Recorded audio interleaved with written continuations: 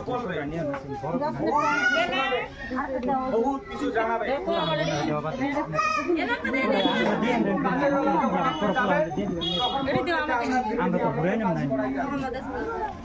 আমরা বিরোধী আমাদের কোনো কাজেই তো পাই না, আমরা বিরোধী আমাদের তো ক্ষমতায় নাই।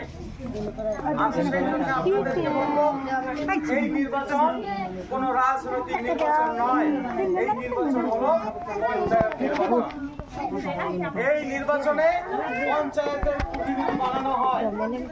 অলরেডি আমাদের প্রেসিডেন্ট এবং মেম্বার, আমাদের এই জেলা পরিষদ আর কাউন্সিলর,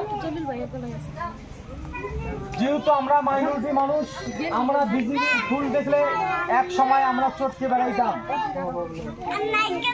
আমরা বিজেপির হাতে দেখলে চটকে উঠতাম।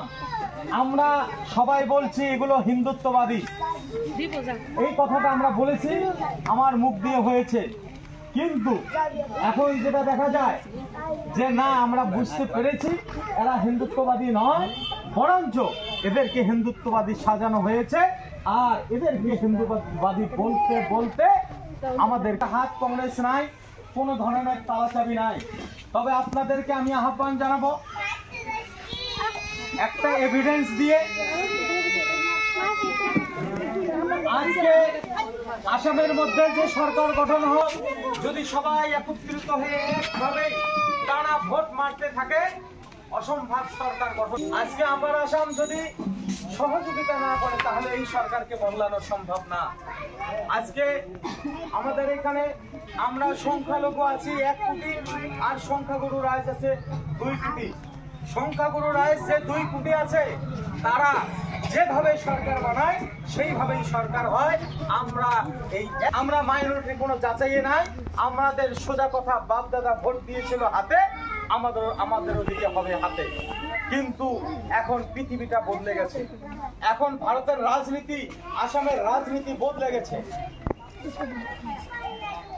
এখন আপার আসামে যে রাজনীতি চলে, সেই রাজনীতির মধ্যে ইউডিএফ কংগ্রেস পড়ে না, সেটা আমার লোয়ার আসামে শুধুমাত্র পড়ে।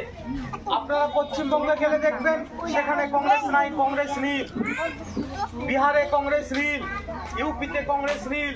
এই মাত্র কিছুদিন আগে আপনাদের দিল্লি নির্বাচন হলো বিধানসভা।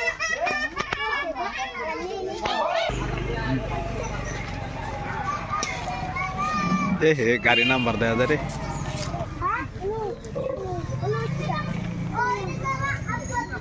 কি আব্দুল ভাই বাজার নিয়ে দেখি না